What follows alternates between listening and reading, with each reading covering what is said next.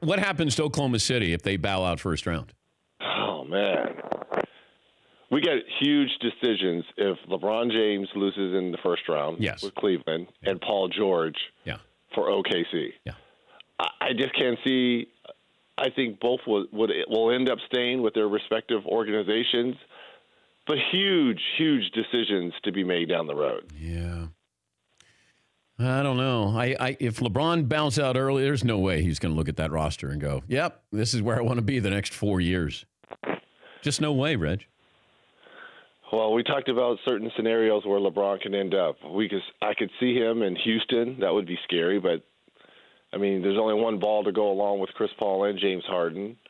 I just don't see him with the Lakers unless there's been conversations behind closed doors with other players that, hey, no matter what, we're going to the Lakers in terms of Paul George. Yeah. But I just don't see him with the Lakers. I don't.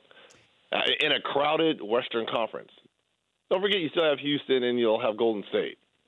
I just don't see LeBron being out there. It's an easier path unless he sees Philadelphia as the up-and-coming team, which I think a lot of people do, as well as Boston. Remember, Boston's playing, everyone thought the sky was falling in Milwaukee the way they got blown out in games 1 and 2. Now, I think the advantage you would have to say is Milwaukee in that series now, right?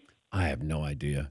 Like, Milwaukee is an enigma to me. It is hard. You're right, but that's what the beauty of the playoffs is all about. For more Dan Patrick Show, tune to Audience Channel 239 on DirecTV or download the Dan Patrick Show app.